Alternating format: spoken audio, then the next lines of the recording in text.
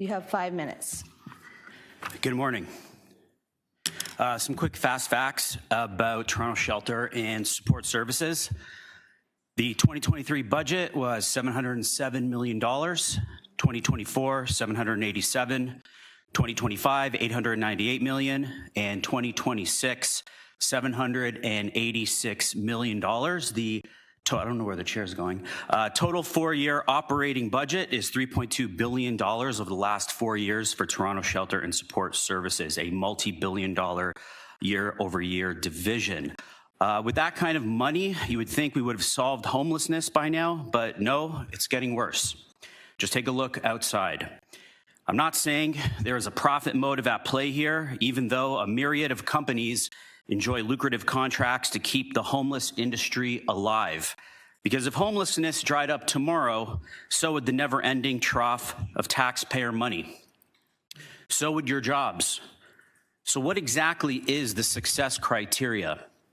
For example, taxpayers were mortified to learn that the people in this room awarded $300 million of our money in sole source contracts alone. No competition, no price comparisons, no accountability.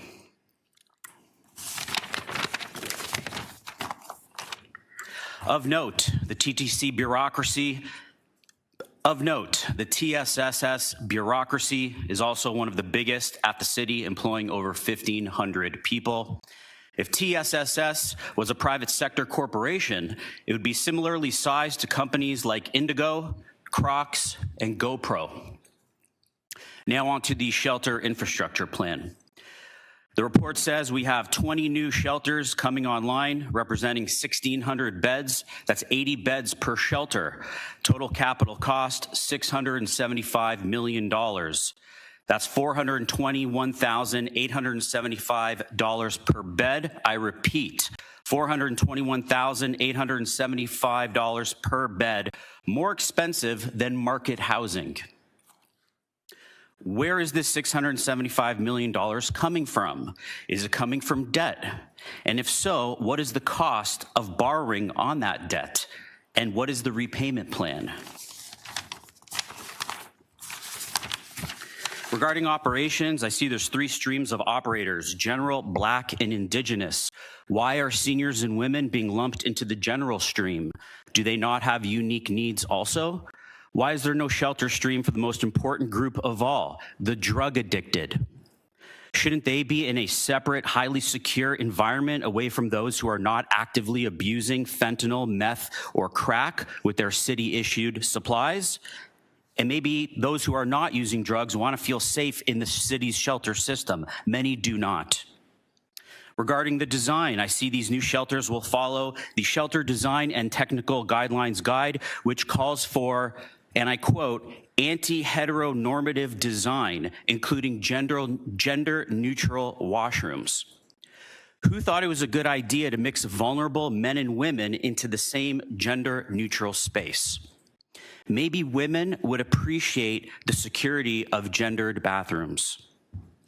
Now, regarding harm reduction, according to your shelter design document, harm reduction supplies and supports should be, quote, readily available and easily accessible. Does that mean someone will be going bed to bed in the morning handing out crack pipes, needles, and tourniquets like Cheerios? Will you have advanced fire sprinklers for when a fentanyl user lights up their blowtorch for a morning smoke? I see exactly 0 references to abstinence, drug detox, or rehab in any of the shelter documents. The drug dealers are going to have a field day. Who's going to explain to the parents of all the nearby daycare centers, parks, and schools that their children will be playing mere meters away from shelters that are handing out meth pipes like candy? Will Mr. Tanner write the statement when someone inevitably gets injured or killed, or will that be delegated to staff? The bottom line is TSSS and its shelter plan is one of the biggest line items in the city's budget, has consumed billions of taxpayer money, has demonstrated no success criteria in solving homelessness, enriches a vast matrix of people and companies, and makes not a single mention of the predominant factor that causes homelessness in the first place, drug addiction. So the question remains, are we getting value for money for this multi-billion-dollar city division? Thank you. Thank you for your time. Are there any questions of the deputant? Seeing none,